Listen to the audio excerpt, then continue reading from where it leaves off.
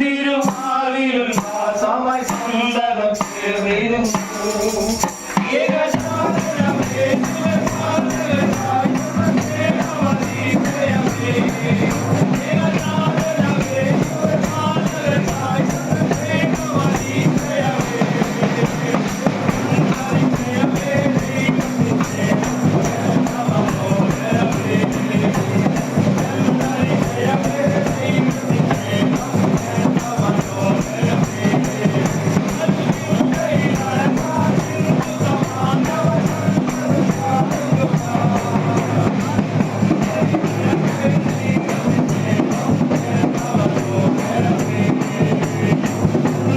എല്ലാവരും ക്രിസ്മസിൻ്റെ ആഘോഷത്തിലാണ്. ഹിന്ദുക്കളെന്നില്ല, മുസ്ലിങ്ങളില്ല, ക്രിസ്ത്യാനികള, എല്ലാവരും ക്രിസ്മസ് ആഘോഷത്തിൻ്റെ നിറവിലാണ്.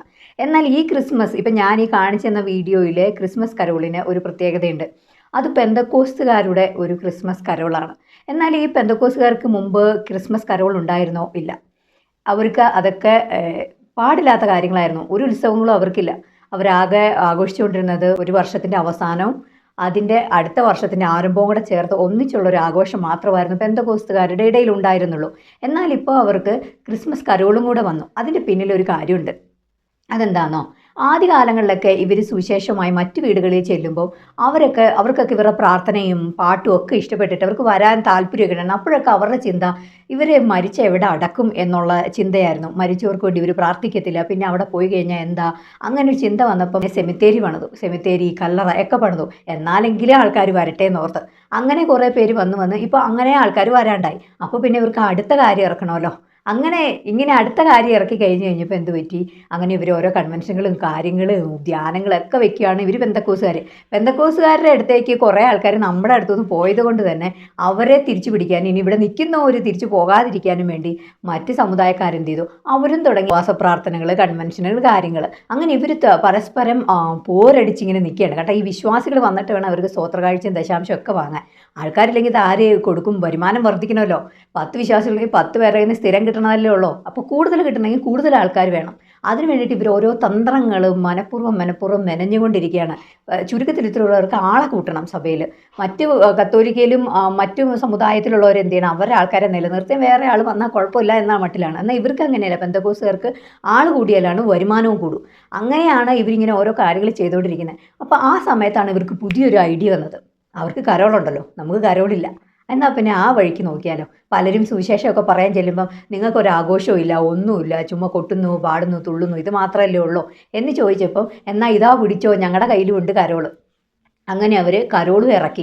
അങ്ങനെ ഈ കരോളും കൊട്ടിപ്പാടി ഓരോ വീട്ടുകിടെ ചെന്ന് അവരോട് ഓരോ വചനങ്ങളൊക്കെ പറഞ്ഞ് യേശുക്രിസ്തു ജനിച്ചു, ഒരു വട്ടമേ ജനിച്ചുള്ളൂ, അതാണ് പണ്ട് പറഞ്ഞതൊക്കെ അവർ മറന്നു കേട്ടോ. പണ്ടവരെന്താ പറഞ്ഞത്, യേശുക്രിസ്തു ഒരു വട്ടമാണ് ജനിച്ചത്, അതത്ര വലിയ ആഘോഷിക്കപ്പെടേണ്ടത്, യേശുക്രിസ്തു അന്ന് ജനിച്ചു, നിങ്ങൾക്ക് എന്താണ് ഉറപ്പ്, ബൈബിൾ അങ്ങനെ എഴുതിയിട്ടുണ്ടോ എന്നുള്ള കാര്യങ്ങളൊക്കെ ചോദിച്ച് അവരുടെ വായടപ്പിച്ചുകൊണ്ടിരുന്നവർ അതേ കാര്യം പറഞ്ഞുകൊണ്ട് ഇപ്പോൾ അവരുടെ അടുത്ത് പോയി തുള്ളുക. എങ്ങനെയുണ്ട്, നന്നായിരിക്കില്ലേ? ഇത്രയും പേരെ നാണം കെട്ട് ജീവിക്കുന്ന ആൾക്കാർ വേറെയുണ്ട്. പൈസയ്ക്ക് വേണ്ടി ചില സ്വോത്രകാഴ്ച പാത്രത്തിൽ വീഴുന്ന സ്വോത്രകാഴ്ചയ്ക്കും ദശാംശത്തിനും വേണ്ടി ഇതുപോലെ ദൈവത്തെ വിറ്റു എന്ന് ഞാൻ പറയത്തില്ല കേട്ടോ. അവർ ദൈവത്തെ ഒന്നുമല്ല വിൽക്കുന്നത്, ദൈവത്തോട് കാര്യങ്ങളൊന്നും പറയുന്നില്ല. കാരണം ദൈവത്തിൻ്റെ വചനം കൃത്യമായിട്ട് പറഞ്ഞു കൊടുത്താലല്ലേ ദൈവത്തിൻ്റെ വചനം പറഞ്ഞു എന്ന് പറയാൻ പറ്റുള്ളൂ. ഇതൊന്നും പറയുന്നില്ല. അവരുടെ സഭയിൽ ആൾ കൂടുക, അവരുടെ വരുമാനം വർദ്ധിക്കുക എന്നുള്ള കാര്യങ്ങൾ മാത്രം ചിന്തിച്ചു പോകുന്നത് കൊണ്ട് തന്നെ ഇവർക്ക് അതൊന്നൊരു വിഷയമല്ല. പണ്ട് ഇവർ പറയായിരുന്നു നമ്മൾ ക്രിസ്മസ് ഒന്നും വിഷ് ചെയ്യാൻ പാടില്ലായിരുന്നു, അങ്ങനെ ചെയ്യാൻ പാടില്ല, ഇങ്ങനെ ചെയ്യാൻ പാടില്ല എന്നൊക്കെ പറയുമായിരുന്നു. എന്നാൽ ഇപ്പോൾ നോക്കിയേ, പെന്തക്കോസ്തുകാരുടെ വീട്ടിൽ ചെന്ന് കഴിഞ്ഞാൽ ഏറ്റവും കൂടുതൽ ക്രിസ്മസ് ആഘോഷിക്കുന്നതും ഈസ്റ്റർ ആഘോഷിക്കുന്നതും എല്ലാം ഇവർ തന്നെ. ഈ പണ്ട് വേറെ സഭയിൽ നിന്നൊക്കെ അവർ വേർപെട്ട് ഈ പെന്തക്കോസ്തിലോട്ട് വന്നാലോ, അന്ന് ആ സഭയിൽ ആചരിച്ചിരുന്ന ഈസ്റ്ററിൻ്റെ അപ്പവും ഒക്കെ നുറുക്കി തിന്നുന്നതൊക്കെ ഓർമ്മ പുതുക്കാൻ വേണ്ടി ഇവരും വീട്ടിലുണ്ടാക്കും, കഴിക്കും, ആരും അറിയില്ല എന്നേ ഉള്ളൂ. എന്നാൽ ഇതിപ്പോൾ പബ്ലിക്കായി തുടങ്ങിയ ഇനി അടുത്ത് എന്താ സംഭവിക്കാൻ പോകുന്നതെന്ന് ഞാൻ പറഞ്ഞുതരാം. എന്താ സംഭവിക്കുക, ഇനി ക്രിസ്മസ് കരോൾ ഇറങ്ങി, അടുത്തതായിട്ട് ദുഃഖവെള്ളിയും ആചരിക്കും, കുരിശിൻ്റെ വഴിയും പോകും, നിലത്തും മുത്തും, എന്ത് വേണേലും ചെയ്യും. എന്തിനാ? 10 ആൾക്കാർ കൂടണം, 10 കാശ് അവരുടെ പോക്കറ്റിൽ വീണം, എന്തും ചെയ്യും. ആ രീതിയിലേക്ക് പെന്തക്കോസ്ത് ഗോളം അങ്ങനെ മാറിക്കൊണ്ടിരിക്കുകയാണ്.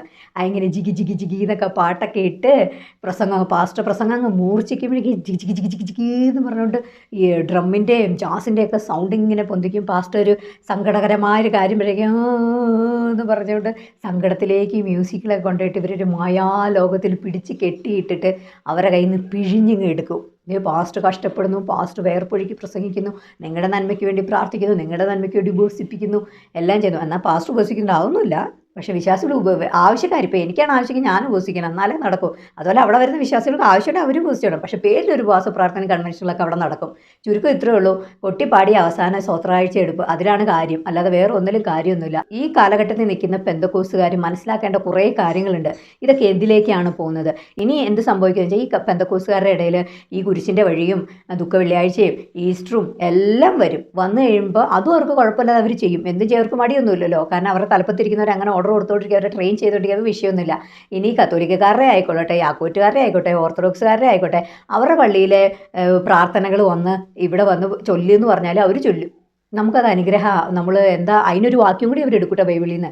കാരണം എന്നാ, പൗലോസിൻ്റെ ഒരു വാക്യമുണ്ട്, ഞാൻ ബർബരനെ നേടുന്നതിന് ബർബരനായി എന്നുള്ള വാക്യങ്ങളൊക്കെ എടുത്ത് വലിച്ച് കീച്ചിട്ട് അവർ ഇതും ചെയ്യും, ഇതിലപ്പുറവും ചെയ്യും. എന്നാൽ ഇത് ക്രിസ്മസ് ഒന്നും വിഷ് ചെയ്തിരുന്നായിരുന്നു ഇവർ നേരത്തെ പറഞ്ഞു. നമ്മൾ ക്രിസ്മസ് ഒന്നും ബൈബിളിൽ കൃത്യമായിട്ട് എഴുതിയിട്ടില്ല, യേശു ക്രിസ്തുവിൻ്റെ ജനനത്തെക്കുറിച്ചൊക്കെ പറയുന്ന ആൾക്കാർ ഇപ്പോൾ ക്രിസ്മസ് വിഷ് ചെയ്യുന്നുണ്ട്. വിശ്വാസമില്ല അല്ലേ? ഞാൻ കാണിച്ചു തരാം. Happy Christmas. ഈ ക്രിസ്മസ് ദിനത്തിൽ അതിനോടും ബന്ധത്തിൽ നിങ്ങളുടെ ഭവനത്തിൽ കടന്നു വരുവാൻ ഞങ്ങളെ ഇടയാക്കിയത് ഓർത്ത്. അപ്പോൾ കണ്ടോ, പാസ്റ്റ് ഹാപ്പി ക്രിസ്മസ് എന്ന് ആ ഫാമിലിയോട് പറയുകയാണ്. അപ്പോൾ ഹാപ്പി ക്രിസ്മസ് എന്ന് പറഞ്ഞ് ആഘോഷിക്കാൻ എത്തിത്തുടങ്ങി. എല്ലാവരും വിഷ് ചെയ്യാണ് ഹാപ്പി ക്രിസ്മസ് എന്ന് പറഞ്ഞ്. അപ്പോൾ ഈ പെന്തക്കോസ്ത് കൂട്ടായ്മ കിടക്കുന്ന വിശ്വാസികളായ നിങ്ങൾ, എന്നെ കേൾക്കുന്നവരുണ്ടെങ്കിൽ നിങ്ങൾ തിരിച്ചറിയുക ഇതിൻ്റെയൊക്കെ പോക്ക് എവിടേക്കാണെന്നുള്ളത്. ആധുനിക സഭ എന്ന് പറയുന്ന ഇതാണോ എന്നൊക്കെ ചിന്തിക്കേണ്ടിയിരിക്കുന്നു. ഇങ്ങനെയുള്ള രസകരമായ കാര്യങ്ങളൊക്കെ സഭയിൽ വന്നാൽ മാത്രമാണ് മറ്റു വിശ്വാസികൾ വരത്തുള്ളൂ.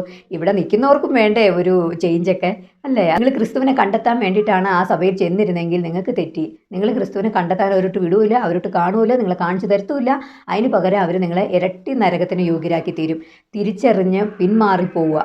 അതായത് പിന്മാറിപ്പോവുക എന്ന് പറയുമ്പം ദൈവത്തിൽ നിന്ന് പിന്മാറാനല്ല ഞാൻ നിങ്ങളെ ഉപദേശിക്കുന്നത്, സഭയിൽ നിന്ന് പിന്മാറുക. അതായത് പെന്തക്കോസ്ത് കോളം വിട്ട് ഓടണം. നിങ്ങൾ സമയം കഴിഞ്ഞിരിക്കുന്നു. നിങ്ങളെ തെറ്റിച്ച് കളയാൻ വേണ്ടിയിട്ട് പിശാചിൻ്റെ വേറൊരു രൂപം എടുത്ത് വന്നതാണ് ഈ പെന്തക്കോസ്ത് ഗോളം എന്ന് പറയുന്നത്. നിങ്ങൾക്ക് ഇനിയും മനസ്സിലായിട്ടില്ല എങ്കിൽ മനസ്സിലാകാൻ ഇനി അധികം നാളില്ല. നിങ്ങളുടെ പെന്തക്കോസ്ത് സഭയിൽ മറ്റ് ആരാധക്രമങ്ങളും ആരാധന കാര്യങ്ങളെല്ലാം വന്നു കഴിഞ്ഞ് നിങ്ങളും സ്ലോലി അതിലേക്ക് പോയി കഴിഞ്ഞാലും നിങ്ങൾക്കിത് മനസ്സിലാവത്തില്ല. മനസ്സിലാകണമെങ്കിൽ ഇപ്പോഴേ നിങ്ങളുടെ ബുദ്ധി തുറക്കുക. പാസ്റ്റർമാർ ഇതിലപ്പുറമുള്ള കോലം കെട്ടും, നിങ്ങൾ വിശ്വാസികളെ ചതിക്കുകയും ചെയ്യും.